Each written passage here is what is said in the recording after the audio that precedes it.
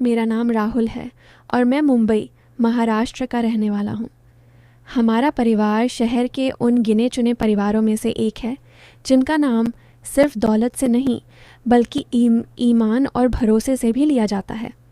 हमारे कपड़ों का कारोबार पूरे देश के कई बड़े शहरों में फैला हुआ है और इसी वजह से मेरा ज़्यादातर समय सफ़र में गुजरता है। लेकिन ये कहानी मेरे अपने सारे मुंबई से शुरू होती है। मेरी ज़िंदगी बाहर से इतनी उलझी हुई लगती थी, अंदर से उतनी सादी और सीधी थी। मुझे हमेशा से ऊंची सोसाइटी की बनावटी चमक दमक से ज़्यादा सादगी पसंद आई है। शायद यही वजह है कि मेरे दोस्त भी वैसे ही थे, जिनके मुकुट बनना चाहता था, सच्चे दिल और सीधे दिल से जुड़े हुए। उन दोस्तों में से एक था मेरा सबसे ख़ास दोस्त सोमेश्वर। मेरे लिए सोमेश सिर्फ दोस्त नहीं, तैकाय तैसाय कि ये सतानी बल्कि भाई जैसा था। उसकी ज़िंदगी मेरे से बिल्कुल अलग थी। मैं एक बड़े घराने से था, वहीं वह एक साधारण परिवार से था, लेकिन उसके दिल की सच्चाई किसी भी दौलत से बड़ी थी। उन दिनों मैंने अपनी कॉलेज की पढ़ाई पूरी कर ली थी और अब धीरे धीरे अपने पिताजी के कारोबार में हाथ पलटाना शुरू कर दिया था। दिन में कुछ घंटे फैक्ट्री और शोरूम में बिताता और बाकी समय दोस्तों के साथ मजाक और बेफिक्र ज़िंदगी जीता। रात देर तक हम छतों पर बैठकर बातें करते, भविष्य के सपने देखते और फिर अगली सुबह एक नई शुरुआत करते, जिनके बिना कोई चिंता के चल रही थी। एक दिन हम सब दोस्त सोमेश की छत पर बैठे थे। हवा की ठंडक थी और माहौल बिल्कुल हल्का फुल्का था। बातों बातों में हमारी नज़र पास वाले घर की छत पर गई, जहाँ एक लड़की खड़ी थी। उसका नाम तान्या था। वे हमारे मोहल्ले में नई नई थीं, लेकिन उस दिन जाने क्यों उसकी मौजूदगी अलग सी लग रही थी। वह बस खड़ी थी और कभी आसमान को देखती तो कभी इधर उधर नज़र घुमा लेती। हम सब दोस्तों ने मजाक मजाक में उसके बारे में ध्यान दिया और फिर अपनी बातों में लग गए। लेकिन मेरी नज़र बार बार सोमेश पर जा रही थी। तभी मैंने देखा कि सोमेश ने मुस्कान के साथ तान्या की तरफ देखा और हैरानी की बात यह थी कि तान्या ने भी इसी तरह मुस्कुराकर जवाब दिया। उस पर मुझे कुछ अलग सा एहसास हुआ, जैसे कई बातें उन दोनों के बीच पहले से ही मौजूद हों। मैंने तुरंत सोमेश को पकड़कर मजाक में पूछा कि यह सब कब से चल रहा है। पहले तो वह हंसने लगा और बात टालने की कोशिश की, फिर बोला कि वह मुझे बताने वाला था। उसके चेहरे को देखकर मुझे समझ आ गया कि यह कोई मजाक की बात नहीं है। हम सब दोस्त इस बात पर हंसने लगे और माहौल फिर से मज़ेदार हो गया। लेकिन मेरे मन में अब एक नई जिज्ञासा पैदा हो चुकी थी। धीरे धीरे यह अक्सर होने लगा कि जब हम छत पर होते, तान्या भी किसी न किसी बहाने से अपनी छत पर आ जाती और सोमेश और उसके बीच नज़रों का एक शांत सा सिलसिला बनता रहता। मैं यह सब देखता और कभी मुस्कुराता तो कभी सोच में पड़ जाता। एक दिन मैं और सोमेश उसी छत पर बैठे थे। तान्या भी अपनी छत पर थी। दोनों चुपचाप एक दूसरे को देख रहे थे, जैसे बिना कुछ कहे बहुत कुछ कह रहे हों। तभी मैंने हल्के अंदाज में कहा, यार तुम दोनों को बात करने के लिए एक आसान तरीका चाहिए। सोमेश ने मेरी तरफ देखा और बोला कि वह समझ नहीं पा रहा। मैंने कहा, अगर तुम दोनों के पास फ़ोन हो तो तुम आराम से बात कर सकते हो। उसने थोड़ी उदासी के साथ कहा कि उसके हालात ऐसे नहीं हैं कि वह यह सब कर सके। उसकी बात सुनकर मुझे उसका दर्द महसूस हुआ, लेकिन मैंने उस वक्त कुछ नहीं कहा। शाम को घर आया और बिना ज़्यादा सोचे समझे अगली सुबह बाज़ार जाकर 2 नए फ़ोन और सिम ले आया। मेरे लिए कोई बड़ी बात नहीं थी, लेकिन मैं जानता था कि इससे मेरे दोस्त की ज़िंदगी में एक नई खुशी आ सकती है। मैं सीधे सोमेश के घर गया और उसे छत पर ले जाकर फ़ोन दिया। पहले तो वह हैरान हुआ, फिर उसकी आंखों में खुशी साफ दिखाई देने लगी। उसने मुझे शुक्रिया कहा, लेकिन मैंने कहा, इसका कोई ऐसा नहीं है, वैसे एक दोस्त की मदद है। उसी समय तान्या भी अपनी छत पर आ गई। सोमेश ने उसे फ़ोन दिखाया। तान्या ने पहले कुछ समझने की कोशिश की, फिर धीरे से मुस्कुरा दी। उस पर मुझे लगा कि मैंने सही काम किया। मैंने मजाक में सोमेश से कहा कि अब तो मेरा परिचय करा दो। उसने हंसते हुए कहा कि यहाँ सब मुझे जानते हैं, लेकिन फिर भी मैं खुद को रोक नहीं पाया और छतों के रास्ते तान्या के पास चला गया। मैंने दूर से ही आवाज़ दी और अपना परिचय दिया ताकि उसे ऐसा महसूस न हो। वह थोड़ी घबराई ज़रूर थी, लेकिन मेरी बातों में विश्वास देखकर शांत हो गई। मैंने बस तक कहा कि मैं उसका और सोमेश का दोस्त हूँ और चाहता हूँ कि वे दोनों बिना किसी परेशानी के बात कर सकें। मैंने उसे फ़ोन दिया और कहा कि यह सिर्फ एक सुविधा है ताकि वे दोनों आसानी से बात कर सकें। उसने मुस्कुराते हुए हाँ कर ली और हल्की सी मुस्कान दी। उस मुस्कान में भरोसा भी था और एक नई शुरुआत का संकेत भी। हम वापस आ गए और उस दिन के बाद उनकी बातचीत का एक नया सिलसिला शुरू हो गया। मुझे देखकर खुशी होती थी कि मेरे दोस्त की ज़िंदगी में अब एक नई खुशी आ गई है। लेकिन इसी बीच कुछ ऐसा हुआ जिसने मेरी सोच को थोड़ा बदलना शुरू कर दिया। एक रात मैं घर पर था और दिन भर के काम के बाद आराम कर रहा था। तभी मेरे फ़ोन पर एक मैसेज आया। नंबर अनजान था, लेकिन मैसेज में लिखा था हिता। मैंने जवाब दिया, कौन? कुछ सेकंड बाद जवाब आया, तान्या। यह देखकर मैं थोड़ा हैरान हुआ, लेकिन मैंने सामान्य तरीके से बात करने लगा। मैंने पूछा कि उसे मेरा नंबर कैसे मिला। उसने बताया कि कुछ दिन पहले गलती से फ़ोन बदल गया था और उसी दौरान उसने मेरा नंबर देख लिया था। उसकी बातें सामान्य थीं, लेकिन उसके मैसेज करने के अंदाज में एक अलग खासियत थी, जैसे वह मुझसे बात करने में बिल्कुल सहज नहीं थी। हमारी बातचीत धीरे धीरे आगे बढ़ने लगी। हम रोज़मर्रा की बातें करते और मैं भी इसे हल्के फुल्के अंदाज में जवाब देता। मैंने हमेशा कोशिश की कि हमारी बातचीत में कोई भी ऐसी बात न हो जिससे किसी को बुरा लगे, लेकिन फिर भी उसके साथ बात करते हुए एक अजीब सा सुकून मिलने लगा जो मैं समझ नहीं पा रहा था। एक दिन उसने मुझसे कहा कि वह मुझसे बात करना चाहती है बिना किसी खास वजह के। मैंने कहा कि इसमें कोई दिक्कत नहीं है, कर सकती है। उसके बाद हमारी बातचीत थोड़ी और नियमित हो गई, लेकिन वह बार बार एक बात कहती कि ये सब सोमेश को मत बताना। मैं इस बात को समझता था और मैंने भी उसे भरोसा दिलाया कि मैं किसी को कुछ नहीं बताऊंगा। लेकिन यहीं से मेरे अंदर एक हल्का सा द्वंद्व शुरू हो गया था। एक तरफ मेरा सबसे अच्छा दोस्त और दूसरी तरफ एक ऐसा रिश्ता बन रहा था जिसे मैं खुद भी पूरी तरह समझ नहीं पा रहा था। एक रात उसने मुझसे कहा कि उसे एक छोटा सा गिफ्ट चाहिए। मैंने मजाक में कहा कि जो सोमेश ने नहीं दिया होगा वो मैं दे दूंगा। उसने इसका जवाब दिया, हाँ। फिर मैं सोचने लगा कि उससे क्या कह दिया जाए। अगले दिन मैं बाज़ार गया और उसके लिए एक साधारण लेकिन खूबसूरत चॉकलेट ले आया। मेरे लिए सिर्फ एक गिफ्ट था, लेकिन उसके पीछे जो भावना थी वह अब धीरे धीरे बदल रही थी। उस रात देर से उसका मैसेज आया। उसने पूछा कि मैं कैसा हूँ। मैंने कहा कि ठीक हूँ, लेकिन थोड़ा बेचैन। उसने पूछा क्यों, तो मैंने मजाक में कहा कि शायद किसी की आदत सी हो गई है। वह थोड़ी देर चुप रही, फिर उसने बात बदल दी और ग्रुप के बारे में पूछा। मैंने कहा कि गिफ्ट देने का तरीका अलग होगा। उसने कहा कि वह इंतज़ार करेगी। इसके बाद मैं बिना ज़्यादा शोर किए घर से निकला और गाड़ी लेकर उसके घर के पास पहुंच गया।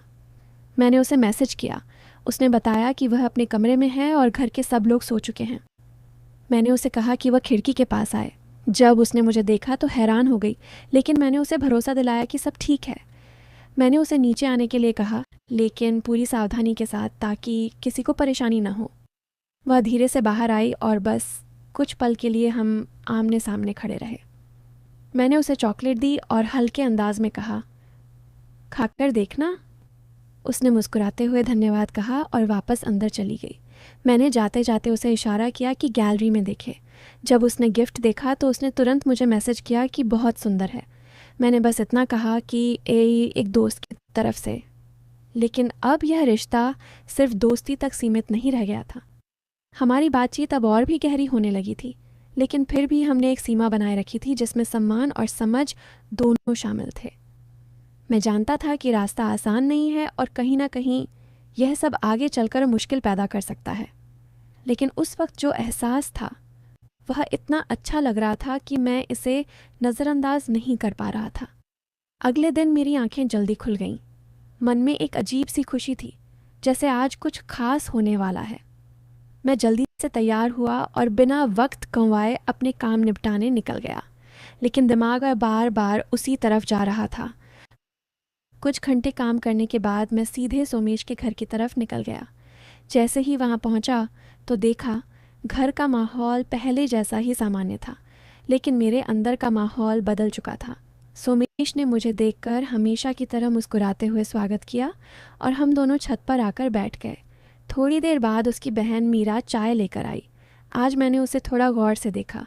वह सादगी से भी बहुत अच्छी लग रही थी। उसके चेहरे पर एक मासूमियत थी जो पहली नज़र में ही अलग महसूस होती है। उसने सामान्य तरीके से हाल चाल पूछा और फिर किसी हिचक के साथ कहा कि उसे मुझसे कुछ बात करनी है। मैंने कहा कि वह खुलकर बता सकती है, लेकिन उसने कहा कि वह बाद में मैसेज करेगी। मैंने बात को ज़्यादा आगे नहीं बढ़ाया। थोड़ी देर बाद मेरी नज़र सामने वाली छत पर गई। तान्या वहाँ खड़ी थी। उसने मुझे देखा और हल्की सी मुस्कान दी, लेकिन आज उसकी मुस्कान में कुछ और लग रहा था, जैसे कुछ कहना चाहती हो लेकिन कह नहीं पा रही हो। सोमेश को लगा कि मैं उसे देख रहा हूँ और वह खुश हो गया, लेकिन मैं समझ रहा था कि बात कुछ और है। समय बीतता गया और थोड़ी देर बाद मैं नीचे चला गया। मैं अकेला छत पर बैठा सोच में डूबा हुआ था। तभी मैंने तान्या को कॉल किया। उसने हल्के अंदाज में बात शुरू की और फिर हम दोनों कुछ देर तक यूं ही बातें करते रहे। उसने मजाक में खुद को चांद कहा और मैंने हंसते हुए उसी अंदाज में जवाब दिया। माहौल हल्का था, लेकिन अंदर ही अंदर एक गहराई भी बढ़ रही थी। कुछ देर बाद मैंने उसे मिलने की बात कही तो उसने पहले मना किया, लेकिन फिर मेरी बातों में भरोसा देखकर मान गई। मैं सावधानी से छतों के रास्ते उसके पास पहुंचा। इस बार हम दोनों पहले से ज़्यादा सहज थे। मैंने बस सामान्य बातें की और एक दूसरे के साथ कुछ पल शांति से बिताए। उस मुलाकात में कोई जल्दबाजी नहीं थी, बस एक सुकून था जो शब्दों से ज़्यादा खामोशी में महसूस हो रहा था। थोड़ी देर बाद मैं वापस आ गया ताकि कोई परेशानी न हो। उस दिन के बाद मेरी सोच और भी उलझने लगी थी। मैं समझ नहीं पा रहा था कि सब सही है या नहीं, लेकिन दिल अब तक से ज़्यादा मजबूत हो गया था। शाम जब मैं घर लौटा तो मीरा का मैसेज आया। उसने बताया कि यूनिवर्सिटी में कुछ लड़के उसे परेशान करते हैं और वह इस बात को किसी को नहीं बता सकती क्योंकि उसकी पढ़ाई रुक सकती है।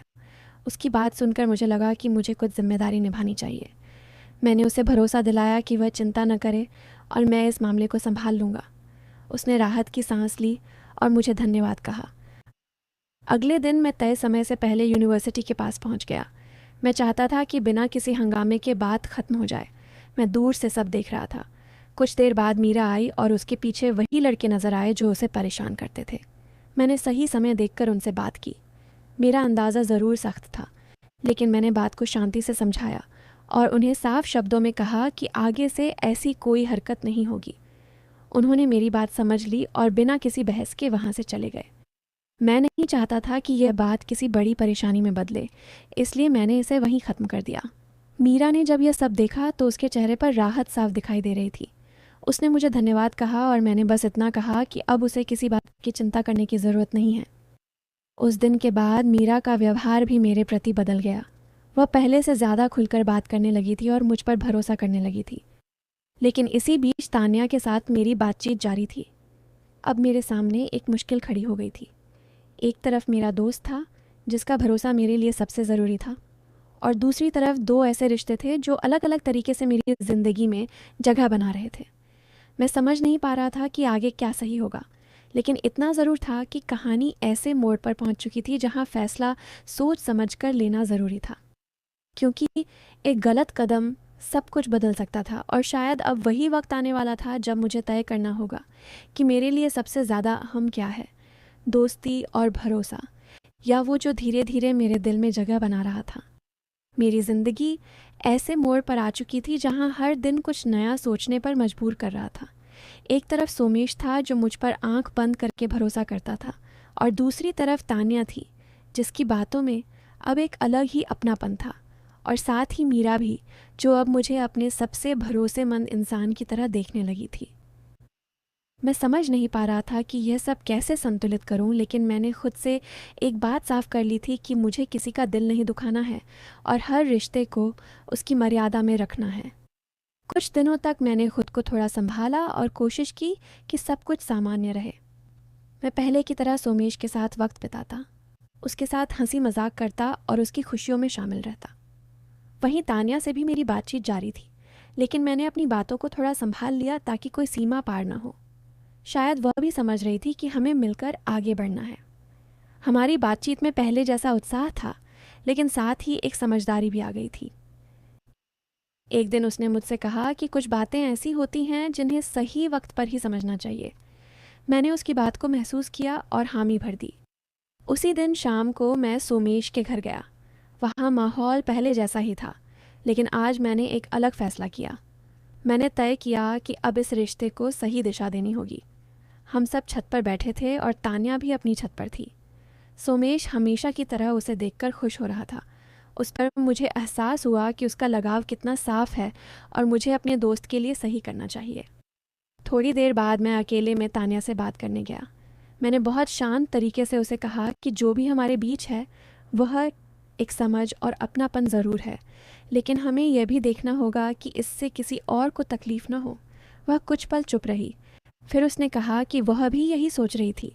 उसने माना कि हमारी बातों में एक अपनापन आ गया था, लेकिन वह नहीं चाहती थी कि इससे कोई रिश्ता टूटे। उसकी बात सुनकर मुझे राहत मिली। हमने तय किया कि हम अच्छे दोस्त रहेंगे और एक दूसरे की ज़िंदगी और सीमाओं का ध्यान रखेंगे। उस दिन के बाद हमारे बीच की बातचीत बदल गई। उसमें पहले जैसा अपनापन था, लेकिन अब उसमें साफ नीयत और समझ थी। मैंने उसी दिन खुद से वादा किया कि मैं अपने दोस्त के भरोसे को कभी नहीं तोड़ूंगा और हर रिश्ते को उसकी सही जगह दूंगा। अगले दिन मैं फिर यूनिवर्सिटी गया। मीरा मिली। वह पहले से ज़्यादा आत्मविश्वास में थी।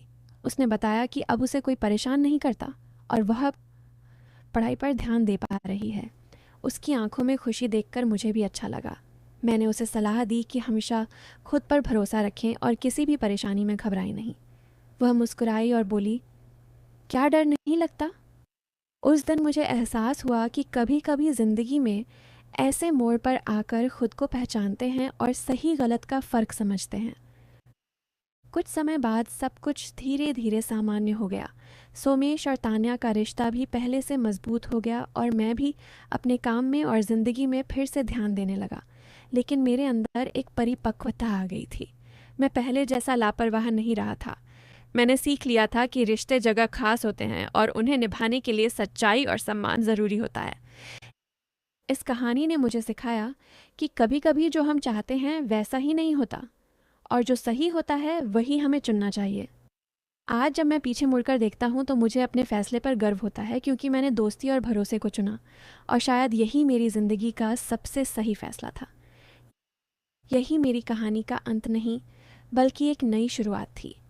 अब मैं पहले से ज़्यादा समझदार और ज़िम्मेदार बन चुका था। दोस्तों, आपको ये कहानी कैसी लगी?